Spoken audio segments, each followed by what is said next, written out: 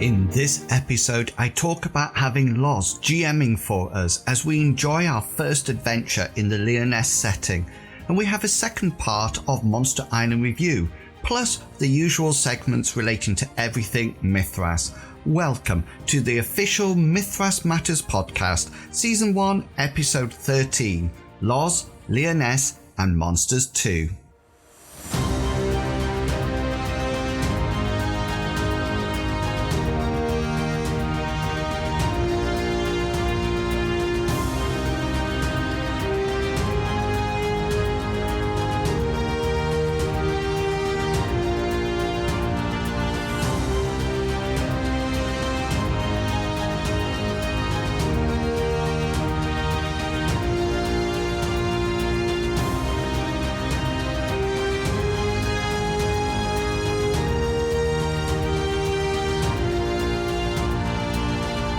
Hello and welcome to Mythras Matters, a podcast dedicated to the Mythras rule set and all its supplements.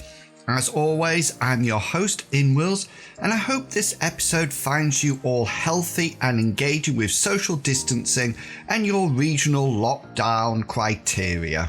So after talking about using a virtual platform for the running of my games in the last episode, I've started to produce some videos on the topic which you can find on my YouTube channel, as well as the ones about how I create overlays and tokens. Thank you to somebody who commented on a much easier way to make tokens in the comments. I'm sort of stuck in my ways now, so I'm sticking to my version. But I've also added how I organise my adventures within Roll20 and, by request, how I set up dynamic lighting, which can add a little bit of realism if your characters are all like mine, all human.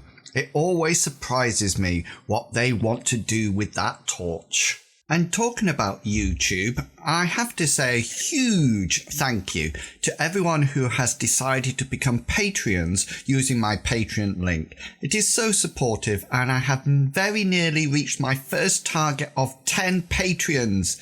I think I just need one more. I really value everyone's support, so I have a rather unique system of the tiers. You can find out more about that by following the link in the show notes. But enough about me.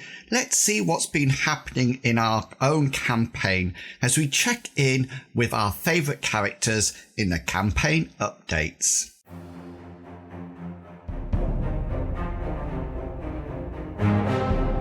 So the current set of adventures are focused around Gulliver and his backstory. I often like to do this so a player gets to have the focus on them and really develop their character. The party have been asked to see why a portal is not working in a place called the Dark Tower. Now you need to know that there are several orders of sorcerers within the campaign world, and the Blue Order, which Gulliver belongs to, is in charge of creating and maintaining the portals around the world. The party have set out to the island via the Blue Order's ship, aptly named the Kraken, which literally has a floating portal below deck. They arrived on the ship, and after dealing with some harpies, they made their way through a storm-tossed ocean to the island. Boating skills were needed, and their rolls failed, so they took the more roundabout or scenic route. Arriving at a small pier, they found the wood rotten and infested. The same was true of the rickety ladder that they had to climb to scale up the cliff to reach the tower. But when they arrived, the tower, owned by a member of the Black Robe sorcerers, a Zoic, appeared deserted and in darkness. Well, what were the party expecting from the title of the adventure, The Dark Tower? Anyhow, after dealing with Death Watch beetles and lumbering wooden golems, the party eventually found a Zoic, and Gulliver was presented with a startling truth. It would appear that the magic that Gulliver was taught before coming to Lindo was actually the magic of the black-robed sorcerers, and a Zoic wanted Gulliver to leave the Blue Orders and to become his new apprentice, and If he agrees, he would inherit one of the rare soul jars which exists on the continent of Odess. I'm not going to spoil it for you all by telling you what Gully decided to do, but you can find the full video on my YouTube channel, where you can also find the actual play videos right from the very first Mythras session. There are also selected highlights and my adventure reflections. Oh, and if you're interested in reading my adventure notes, then they are available on my website, inwils.co.uk. They are free, but feel free to donate something to my Content Creator Dream Fund if you are able.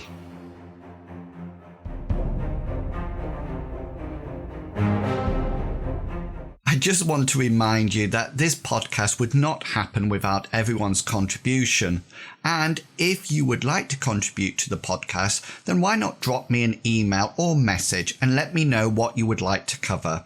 You can email me on inwils@gmail.com or send me a message on the various forums I frequent. Okay, so in the last episode, we had the first part of an excellent review of the Monster Island supplement by the dynamic duo Bill and Rael. Now, there has been some discussion about why I called them the dynamic duo. Well, this is because of their initials and that they are working together on the review and, of course, their very own podcast related to Mythras. Got it yet? Well, the reason I call them the dynamic duo is because of their initials B and R, Batman and Robin. Well, I thought it was a good idea at the time. So, without further ado, please welcome back the dynamic duo as they continue their review on the supplement Monster Island.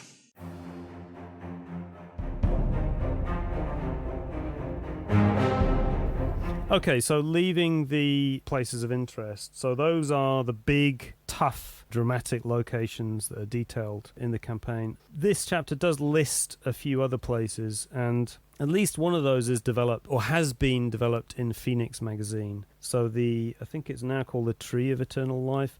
It is, yeah. That's been completely detailed with pre-gen characters and everything that you might find in there. So, and I'm not sure if any more of these are going to be detailed, but it gives you a kind of hint as to how potentially the way that you might develop one of these locations. I think one of the things that I hear the most when on the boards, people want to say, I want a sword and sorcery campaign. And of course, these locations are really good for that sort of thing. I mean, they're very contained and sort of isolated, very episodic. I tend to think of them as episodic, like a TV show. Yes. It definitely doesn't have a big plot or a big payoff. It's very much like a picaresque. It resembles like a picaresque story. That's a fictional mode. It's like very much like the Conan stories. Really, is you're living day to day, and you're not following a grand narrative necessarily. That's right. I mean, while you could do a storyline like that with Monster Island, if you really wanted to, some big overarching thing. The book even has a whole section about running a campaign like this, how to run a sandbox campaign, and how to kind of have these single episodic adventures that come out of it, and how to get a tone that will really help you do a sword and sorcery or a pulp sort of campaign. I mean, yep. Let's say, I mean, go back to your example of Conan. I mean, they talk about how there's no black and white morality there. Yes. I mean, Conan's a good-ish guy, but he's not really that good. Right? No, he's definitely out for himself. But it's more there's gray and then there's black, and there are very few characters that are wholly good in the whole thing. For instance, if you played one of the tribe members, they very much have a code and a way of being and acting that doesn't fit in with the colonists, for instance. Yeah, and they have mechanical support for that in the rules. I mean, you have a reputation, right? I mean, that's right. Yeah, I mean, status is kind of measured, and I think each of the three groups, the colonists, the tribe members, and the serpent people, have their own measures of status. So which the PCs can kind of buy into. The PCs, if they're colonists, I mean, the idea is to be a ship owner or a governor of the colony, or Yes. to be bringing back loot from the jungle. That gets you status. Yes. Whereas if you are a lizardman savage, becoming a warrior gets you a status, and that requires you to capture people, or becoming a shaman gets you status. Yeah. And I think the serpent men, I forget exactly what gives them status. So I'm looking at it now. So each sorcerer's rank, each brotherhood brought under their sole control, each sorcery spell that you know, surviving a pilgrimage across the island and returning with a great treasure gets you. You know, so. And there's a motivation for an NPC sorcerer that you might meet traveling across the jungle as like, well, you know, I want to get to this place and get this thing, and everything they do is perhaps going to be motivated by that. They might even enlist PCs to help them with that. Yeah. None of the magic on Monster Island is easy by any means. It's all slow and rituals and very evocative and flavorful, and in fact fairly dangerous if you do it wrong. I think one of my particular favorite entries is if you try and perform a sorcery spell too fast, you could lose your lower jaw. It literally is removed from your face, and I'm like, wow, that is devastating to say the least. Very very dangerous sort of activity. So they take their time and make sure that it's not the sort of cast a fireball in the middle of combat sort of thing that you might see in Dungeons and Dragons, or some other RPG. It's quite a bit different. I mean, they've completely, in terms of the actual magic and sorcery in particular, they've completely, or the book completely, not redesigns, but certainly renames all the sorcery spells. So I think again you can see some of the weird fiction influences come up there. So because the names of the spells are all, to me, they're very reminiscent of Clark Ashton Smith again. Absolutely. We have things horological somnolence, or parthenogenesis, or progenitor metamorphosis. I mean, they're very very. What is the word that I'm thinking of? Well, they're certainly polysyllabic, but there's a word for it. Doesn't it double the number of sorcery spells that are there? Yes, I think it does. Yeah, it's pretty. It's a combination of completely new spells. So as well as renaming everything, if you wanted a guide as to how to construct a set of sorcery schools, it provides you with that. And it also, beyond renaming everything, it then adds to the spells, and then it also adds to the gifts that you might get. And also theism. There's a couple of new theism spells in there as well. That's right. And again, all the gods are very reminiscent of Robert E. Howard and Clark Ashton Smith again. Each one of the cults is a bit of a two-edged sword. So usually in most older kind of RuneQuest cults, the cults just gave you benefits, more or less, with maybe some minor drawbacks. Here, the cults have potentially some major drawbacks, and some of them quite a bit worse than others. So they're all potentially cults that PCs can join, but they do also have some potentially nasty side effects, or downsides to them, I should say. One of the unique things about the cults here is the animism one. All of the lizardmen shaman are actually initiated into the cult right away. They all have trance. And if you are following Inwils' animism deep dive that he's been doing, Monster Island has a very very excellent animism section, fully detailing out the 13 or so different animism cults that are there, with all of the animals that they follow, and how those might be constructed, and really useful for helping you figure that out. Yep. I mean, I've lifted the way that the animism cults were organized into another campaign, just to see the kind of extent of it and the style of the sort of approach. It also gives you like a spirit encounter table for when you're, potentially that's for when PC or other shaman are navigating the spirit world and trying to kind of find things. So it does give you something that really isn't in the core book, which is an example of, I suppose, the three different magics that are present here: animism, theism and sorcery. It really does a great job of detailing how they look and how you can mix and modify and bend all the Mythras framework around to do what you're looking at doing. I'll be honest, I did not really understand what I was doing with magic in Mythras until after I read Monster Island and after I sat down and looked at spells like tangential perambulation, which is, I mean, like, how can you not that? It's teleport, but it works only in corners. Yes. And I'm like, so they're saying, okay, it's not, and help me understand that this is not so much, this is a setting, this is the way, this is the only set of rules you're going to be using for the sense of, for how you're going to run your campaign, but rather this is a framework to kind of build your stuff around, and you can twist and tune and contort it to how you want. And so I can throw in things like, this rack spell only works when you're in shadows, or teleport only works through corners. Yeah. So who would have thought of that one? I mean, we've talked about the magical mishap table. Yeah. I mean, I've toned that down with mine because my... Oh, so nice to your players. I chickened out.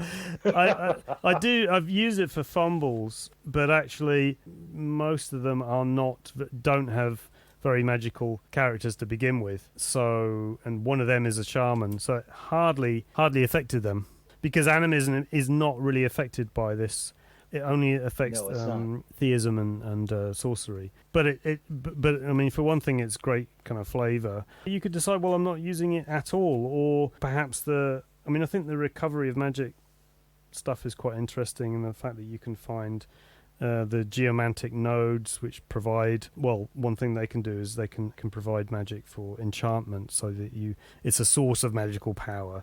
So they're they're like little springs of magic power that you can draw from. That you can incorporate in if you've got the gift for it. Yes. You can incorporate using your enchant spell. Instead of having to power it with your own magic points. Yeah. Making this very much more traditional sort of magic item than the one in Mythras, which is, it's empowered entirely by you. Yeah, and that can be a way of making a location particularly unusual or dangerous or valuable, because it has all that kind of power. So it would mean, well, we have to be at that location in order to power this, or else it's not going to work, or there's some particularly dangerous magical thing there that gets powered by this node, and it's going to remain powered, and we've got to just kind of suffer through that, which is typically not how... That's not kind of core Mythras, is that the magic tends to be quite limited. Here, you could really kind of, although despite the kind of limitations and drawbacks, you could really kind of boost it up, given kind of some of these things. I mean, one of the gifts, one of the sorcerer's gifts, is a horde, which enables a sorcerer to raise a whole undead army within, just cause bodies to just animate within the range increases of the spell. The number of targets of a specific spell to all available targets within a limit set by the range component. Yep. So if you have a very high range spell, say a kilometer or something, that starts to become a very, very potent sort of ability. Yeah, exactly. Even like little things like the sensor of insect repulsion over in the enchanted artifacts section, like who would use that? But then you have things like the Infernal Brain Library. I love the Infernal Brain Library. It's my entire group would be all over that in a heartbeat if I brought that in. The Sarcophagus of Regeneration, which that's actually kind of out of Batman. They have a similar sort of thing in Batman. I don't know if he was thinking about it when he wrote it, but I know they have one. There's some great things. I mean, my current PCs have got... So this is their deal with Solex. They've got an Ebon disc, which Solex basically is lent to them, which is pretty... In fact, that's one of the items that does not have a drawback, really. Unless you can't... Not being able to use any magic around it. Exactly. So they've had to grapple with that. It's like, well, whoever's holding it can't have any kind of current magic attached to them, and also they can't pass it to someone else. So none of them have yet been brave enough to actually try throwing it. because they're thinking, well, if we miss, we've just thrown away our most powerful kind of magical item.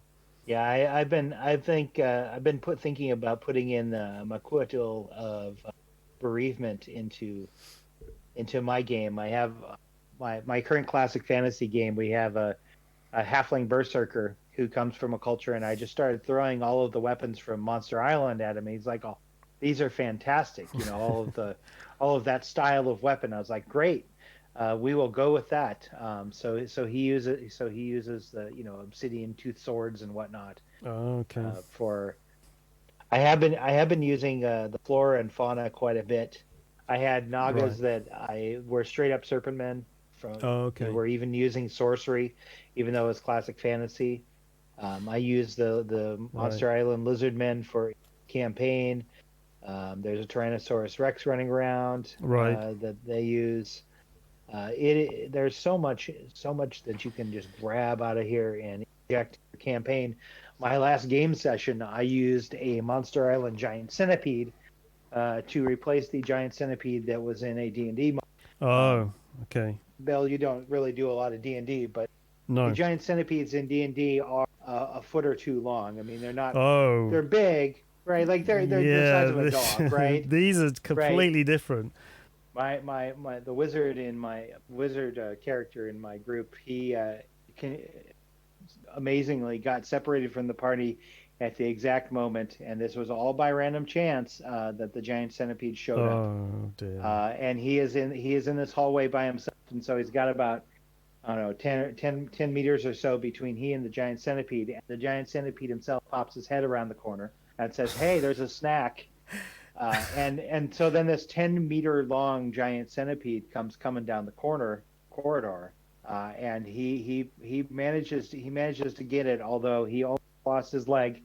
Luck point was required to keep it from removing his leg entirely. But he has venom as well, so. Oh, he does, and it paralyzed him. But fortunately, the cleric got to him before the venom could take completely full effect, and helped him out of that. The flora and fauna is a big chunk of the book, and so it I think, does it double the number of creatures? This came up. Oh, recently. More than doubles. More than double. More than doubles. Okay. Do you have a favorite one that you like? I mean, some of them. I mean, I've done big stuff. Like I've used the Hydra, or like a version of the Hydra. Probably, I think in terms of my favorite one that kind of screwed up PCs was the Cob Hobbler. I've used that and I infected one of the PCs, which was, they did find absolutely terrifying. So it's like, the Cob Hobbler is a bit like, I don't know if it's based on a folkloric creature, but it just reminded me of the Thing, the way that it infects. I suppose there's a bit of alien in there as well, but the fact that you get, if you get near it, you might get infected by spores, and then you might get a Cob Hobbler kind of growing inside you. So that's. I recently looked at that one. I was going to put that into my game as sort of a terrifying random encounter for my folks, and then I thought twice about it. I was like, I don't know if they're going to really enjoy that one so much. I think they came across it. It was kind of random, but I mean they survived. I've pulled out all kinds of things from the kind of game on Monster Island, and almost anything you can use anywhere in any kind of campaign setting. Really, I've used a lot of the plants, because you could potentially put those anywhere. They're not particularly jungle plants, I don't think. I mean, I've used the Kula Miu pod, which has swallowed one of the PCs until they got hacked out. That was quite fun. Some of the kind of hypnotic, I don't know if that is the hypnotic plant, but one of them has hypnotic kind of properties. The flying, I mean, there's 3 flying creatures. What are they? There's a flying snake. There's the moon bats. Yeah, one of them is like a floating jellyfish sort of thing. Yes. There's a couple of them. I mean, I think the worm thing is used as a mount, and the gas bag is just kind of on its own. The thing about those creatures is that you can pair them up with serpent folk, because they'll fly some of these big flying creatures. And in fact, my group escaped a serpent people city on a giant vulture, or most of them did anyway. That's fantastic. Was there an explosion behind them as they flew out of the city? Funnily enough, as they usually do, they set fire to a location they were in. I'd placed the location, the Tree of Eternal Life, in one of the cities. They'd set fire to it. I've forgotten how they did that. But they set fire to that place, which was inside the city, and so the city began kind of cracking and burning. So they were running from that, and then eventually found a vulture. I think at the time they also the way they were able to use it is they used jazztosis dust. Yeah. So in fact they've run out of their dust there, but they used it for quite a time to sort of manipulate creatures and people that they found. That is fantastic. The monster section of this is pretty much a who's who of every culture's weird monsters. There's stuff in here that I was like, I've been playing role-playing games since the late 70s, and there's stuff in here that I'd never heard of before, and sure enough, it's somebody's obscure lore that they've got. Yes, like the Lakuma, the grabbing hand. I had never heard of this before, but yet it's a real thing. Yeah, it supposedly exists in one lake in South America somewhere. Right. I'm like, that is absolutely fantastic. Philippines in here, Africa, Japan. The Menanangol, the floating vampire head thing. That one's probably my favorite. The nice thing is that you're stepping outside of your Western European sort of mythology and moving all over the world with this. And then of course we have dinosaurs and swarms of piranhas and jellyfish and bats and whatnot. Or my personal favorite, shoals of leeches. I am so looking forward to using a shoal of leeches on my players. They're going to be what? Leeches? Yeah. Yes, they're very dangerous. Oh, we haven't talked about the sleeping gods at all. After saying there is no meta plot or overarching plot, there sort of is with the kaiju. There really are. Oh yeah. By the way, the sleeping gods are kaiju, folks. Oh yeah. Oops. Spoiler. Oops. Spoiler alert. I mean, when did this come out, actually? 2013. I know, right? 2013. That's how old you and I are. Extraordinary. So this is 7 years old, I mean, at least. Yeah, so that meta plot, I mean, the tribes are animistic because they're placating the sleeping gods, these kaiju that are there, and each tribe takes a kaiju and is placating it with their ritual to make sure that they don't wake and cause devastation and terror on the island. And that is not really, made clear and foregrounded in the book. I mean, the actual entry is, funnily enough, right at the back of the book in the appendices. So, I've called it the atom bomb of the campaign because if one of these things wakes up, or more than one, potentially the gods that walk could destroy the entire campaign space. Although they do have some limitations as well. I mean, they're limited by the power that they have. But they are effectively unstoppable creatures that have enormous destructive power. They're very, very, going back and referencing the media. There is a Godzilla character. Yes. They're very much. There's a Mothra. Yeah. The giant flying turtle is there. Yes. They're all there. You're going to be missing for any, and each tribe is kind of based around each of these, and their animism gives them powers reflected of these kaiju, right? Like the octopus tribe gets octopus powers, and the lizard tribe gets lizard powers, and the hydra tribe gets hydra powers. Absolutely wonderful thing in there. I love that you call it the atom bomb. It's the part that you can hold and hold and hold for real cliffhanger at the end of it, just to make them. There are these little suggestions, like if you look somewhere near the beginning, there's kind of plots or activities or missions or quests for the PCs, and one of them might be such and such kind of colonist who thinks you should destroy this tribe, one of the tribes he wants to eliminate, and you can decide whether this seems like a good idea or not, but he's very gung-ho in getting rid of this tribe for one reason or the other. It's not overtly stated in the entry that, of course, if you did this, it would cause one of these creatures to wake up.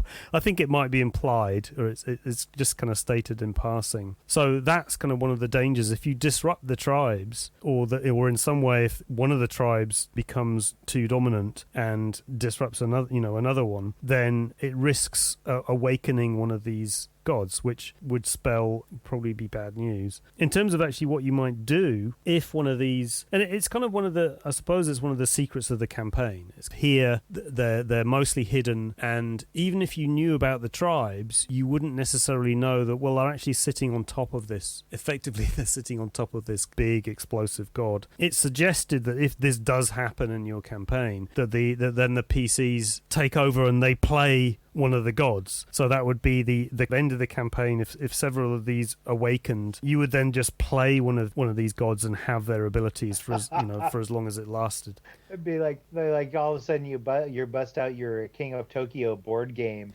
Yeah. So I thought about awesome. the collector's edition of Monster Island the deluxe collector's edition would have a whole map of the island plus 3D models of each of the gods, and that would be your campaign ending moment where you got to decide the new shape of the island. Perhaps another volcano would erupt and the island would be reshaped and everything would be almost destroyed, and until the gods kind of went back to sleep again or something like that. This would be the deluxe collector's edition that we will perpetually try to convince Loz and Pete to put out. It's going to come out. I can feel it. And thus far, they've been resistant. They've been very resistant to us. Well, since it's 2013, so there's only another 3 years until it's the 10th anniversary. So. Oh yeah, 10th anniversary edition. Yeah.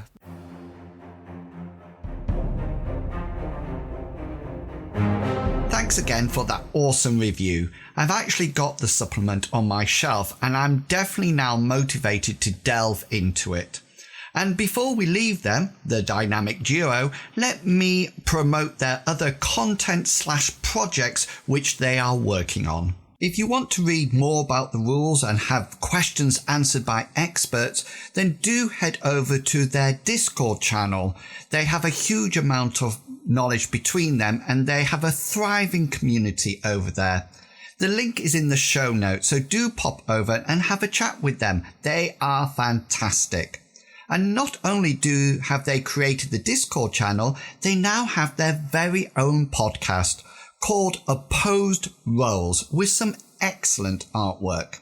Do make sure that you check out their recent episode on action points in Mythras and the second episode, which I think is going to be all about movement. Definitely worth checking that out.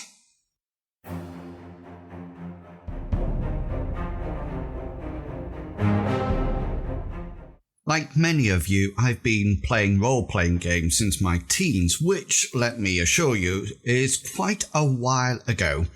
There's been many highs and lows during these times, including all-day adventures, deaths of my favourite characters, and engaging with new content. But never ever did I think for one moment that I would actually be in a game with one of the designers of the RPG that we played. But over the last couple of months, it has happened. Lawrence Whitaker, aka Loz, has been GMing for me and the rest of my group. So, what was it like? Well, I have to admit, it was quite nervous at the time. As a GM for the group, I feel that I'm responsible for understanding the rules and promoting the story, and I suddenly thought, oh no, what happens if I'd got it all wrong? I had those awful scenes playing in my mind when the players are looking directly at me through their Zoom cameras with questioning looks, their eyes saying, "That's not how you told us to play that rule." From talking to my fellow players, I know that we all shared some of those nerves, but they were completely and utterly unfounded.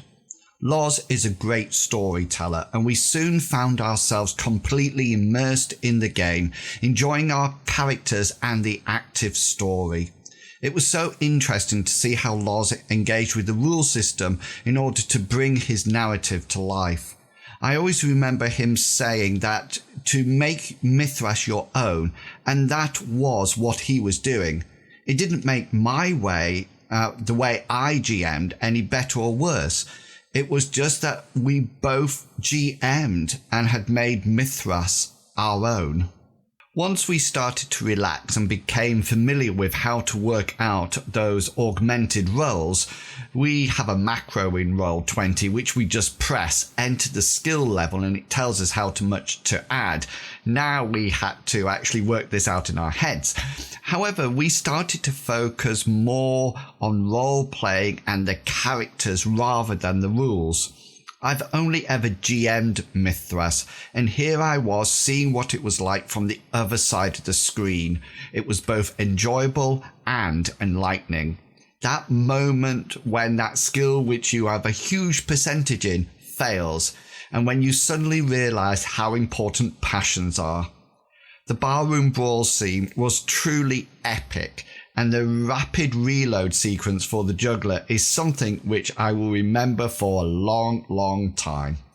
Just a shame it wasn't cats. You will probably have to watch the actual play videos to understand that reference. But before I stop talking, I have to also pass some comment on this setting in which we were playing, Lyonesse.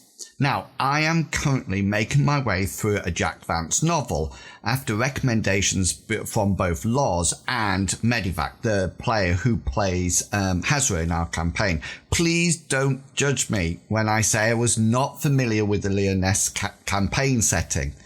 But that didn't matter at all. As we played, I became more and more aware of the nuances and the subtlety of the setting. It definitely felt different, and it definitely had its own identity. I had read the published adventure Coddyfoot's Stipule, a great adventure if you ever have time to play it. So I saw the adventure we were having reflecting the same feeling that I experienced in that module. The spells really made me smile as they were cast. Those names are epic. And although not completely unique to the setting, the combat styles and the passions reflected the wonderful world and rule set which is Mythras. As I continue to read the Vancian novel, I can see the connections between the adventure and the settings, and I must say I really like it. I'm not an expert on either, but if you are someone who is, then it would be great to have you on the podcast to chat about it or hear your views via audio files, similar to how the Dynamic Duo presented their review of Monster Island. To conclude, I am eagerly awaiting Lyonesse to appear on Eon Games so I can order it, but it is definitely on the top of my to-buy list. Also, if you ever have the opportunity for a game designer to GM for you, definitely say yes. Sorry, Loz, your email box might now be suddenly full.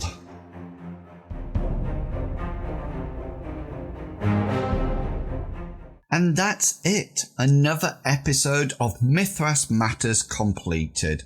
I'm going to head off and start reading some M-Space rules as I eagerly await the companion. This is my next campaign setting, definitely. If you have a spare moment, do go and check out the character concepts on the forums for the game. I'll post the link in the show notes. Please stay healthy and safe. These are difficult times, but they will pass, and soon we will be back socializing and smiling. So, until next time, have a great month of gaming, and I will chat again to you all in July when I have a chat with the creators of Destined about character designs and concepts. Until then, I hope all your opposed roles succeed and provide you with a well-deserved special. Thanks for listening. See ya. Bye.